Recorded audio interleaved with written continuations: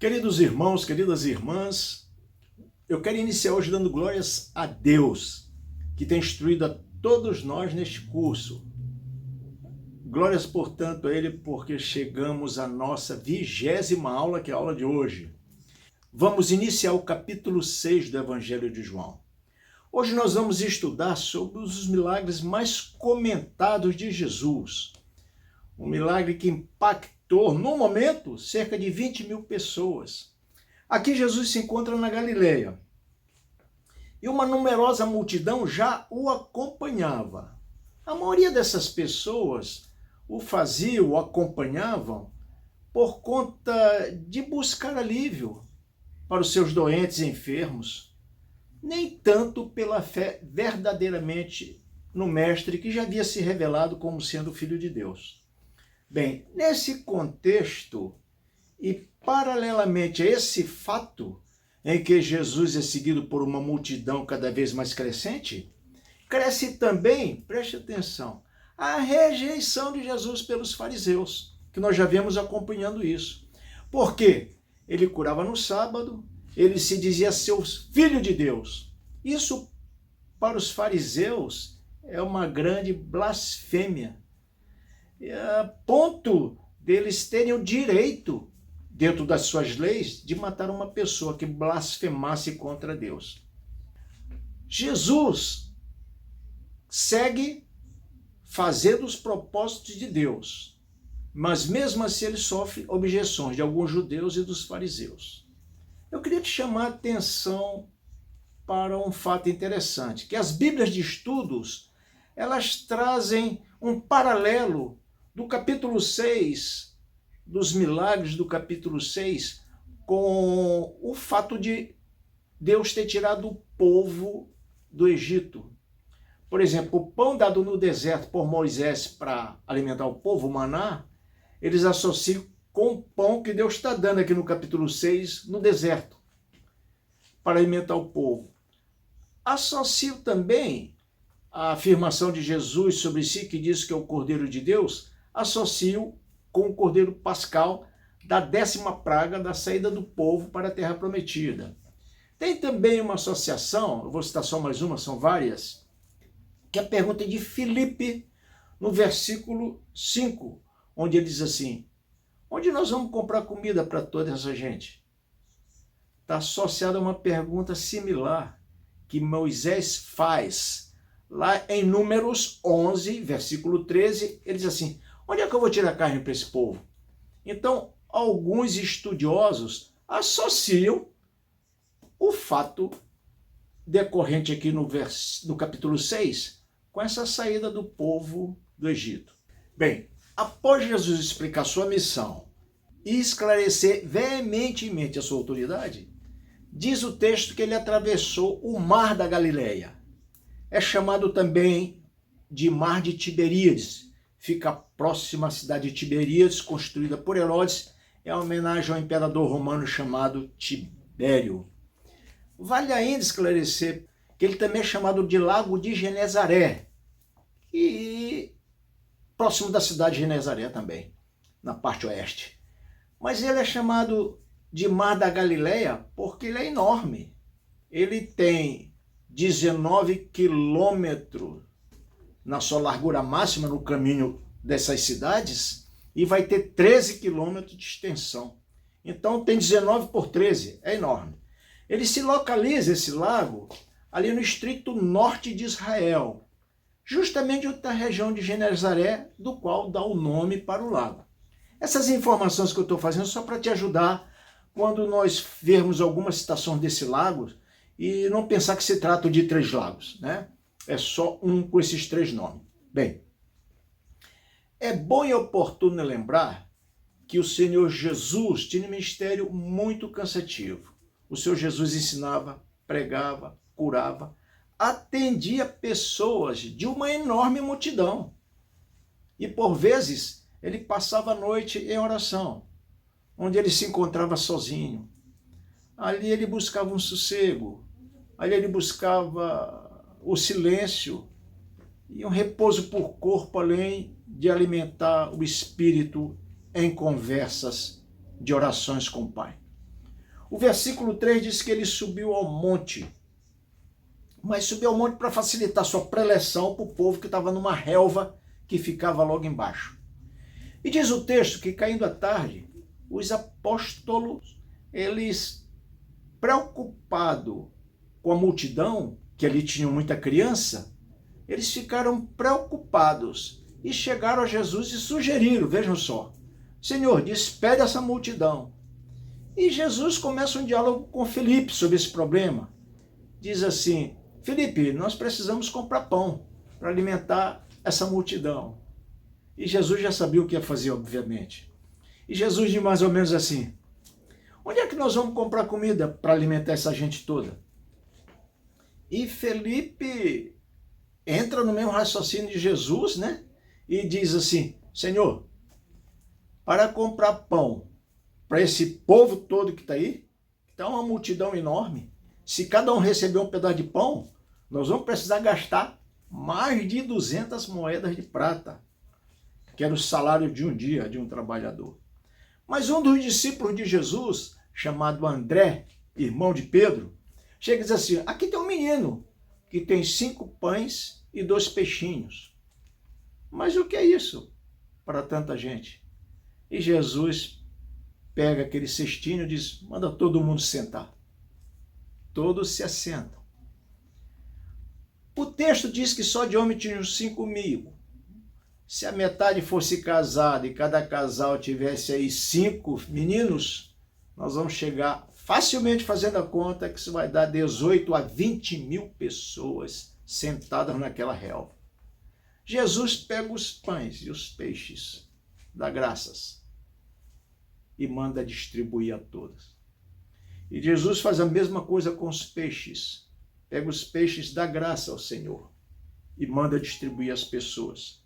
E diz o texto que todos comeram fartamente. Por isso que esse é o milagre mais comentado de Jesus. Compare agora essa atitude com o nosso comportamento. Veja bem, se nós estamos no deserto, nós iríamos agir do mesmo modo. Não tem uma venda por perto. A cidade mais próxima, você vai levar uma caminhada enorme? Vamos despedir essa população. Vamos despedir esse povo. Essa seria a nossa solução. Se você pesquisar no texto, a cidade mais próxima era Betsaida, que era a cidade de Filipe. Talvez por isso que ele tenha chamado Filipe. E para ir até essa cidade era uma enorme caminhada. Então o problema está formado. Como despedir essa multidão já cansada no cair da noite?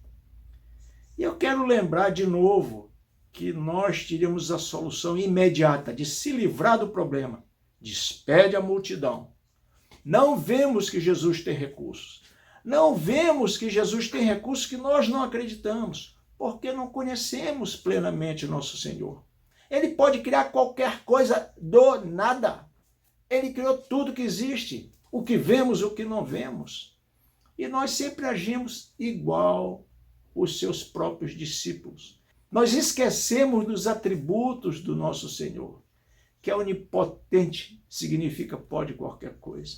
Ele pode fazer brotar peixes e pão de qualquer cesto. E ele nos ensina que devemos levar os nossos recursos a ele, mesmo que seja um pouco, porque cabe a ele multiplicar o nosso pouco trabalho e o nosso pouco recurso, porque ele é um Deus de todo poder. Mesmo assim, Jesus dá a entender que ele quer a nossa participação. Ele podia não fazer esse diálogo com Filipe e simplesmente prover alimento para aquela população. Mas ele quer que a gente partilhe dos problemas e das soluções dele. Em outras palavras, ele quer que a gente seja um ajudador na obra dele. Se você vê no versículo 8, André, como nós vimos, ele é que diz essa informação. Tem um menino aí, Senhor, que tem 5 pães e 2 peixinhos. Mas imediatamente ele diz, o que é isso, Senhor? Para tanta gente. Assim que nós fazemos. No pouco recurso, a gente raciocina de forma humana. No pouco recurso, esquecemos que Jesus é o provedor e pode vir ao nosso socorro e multiplicar Ele é um Deus da provisão. Eu queria te lembrar, não se esqueça das qualidades do Senhor, dos seus dons, dos seus atributos. Então Jesus, com esse pouco, ele manda distribuir. E quanto mais tiravam pães e peixes do cesto, mais pães e peixes se multiplicavam. Esse é o nosso provedor, esse é o nosso mestre, que nos provê de qualquer necessidade. Que esse texto seja interessante para nós hoje. E você observa outro detalhe, que antes, no versículo 11, antes de distribuir, o que é que Jesus faz? Dá graças ao Pai. Ele eleva e dá graça, como ele se faz, diz os textos que ele fazia na Santa Ceia. E nós damos graças nem no muito, nem no pouco. Quando temos muito, não agradecemos. E quando temos pouco, murmuramos, não confiamos na provisão. O versículo 12, para mim, principalmente que sou engenheiro ambiental, ele traz uma informação maravilhosa, uma informação que só João registra. Jesus diz assim, olha, recolha as sobras para que nada se perca. Isso é um estudo atual. Isso é um estudo necessário hoje, que desperdiçamos tudo. Jesus está mostrando para a gente ter controle sobre o desperdício. Nenhum evangelista fala isso. E nós desperdiçamos água, luz, energia, principalmente se no prédio que nós moramos, a conta de luz está incluída no condomínio. Ninguém economiza. Tivemos no período passado, eu não me lembro bem o ano, uma crise de energia no país. E pediram para economizar. E pediram para que fosse apagada aquelas luzes vermelhinhas que tem nos aparelhos, chamada de LEDs. Apagaram aquelas luzes, apagaram os aparelhos durante a noite, houve uma economia de 21% de energia, que significa que era desperdício. E assim a gente desperdiça tudo. Não poupamos, não economizamos. E olha, uma informação que eu quero te dar, que nós estamos aí com mais ou menos 7 bilhões de pessoas no mundo. E os dados dizem que 1 bilhão de pessoas passam fome.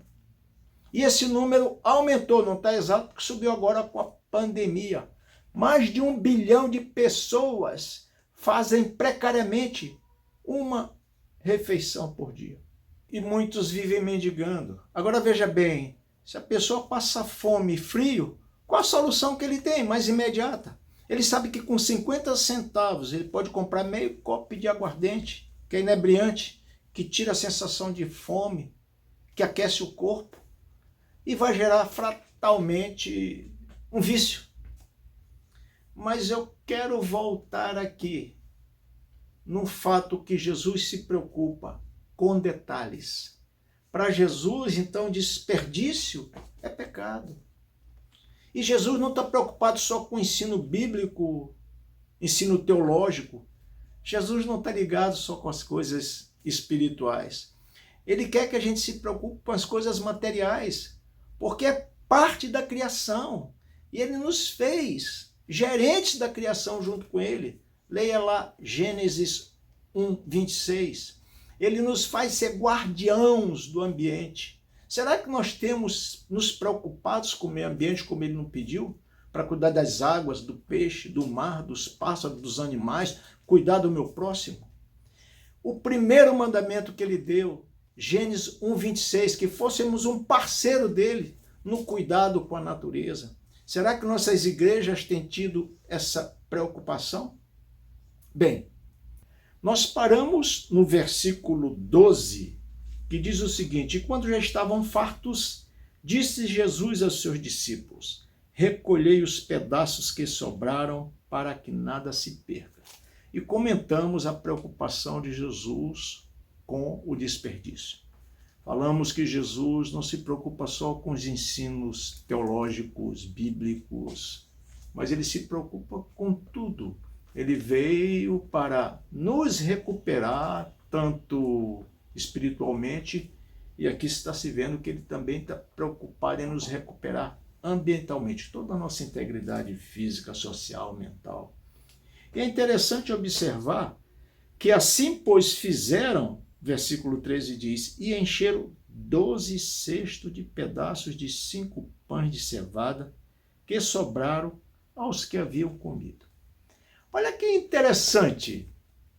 E aqui eu queria puxar a brasa um pouco para minha sardinha, te peço até desculpa por isso, se você não concordar comigo com essa participação agora, mas eu quero falar como engenheiro ambiental que sou.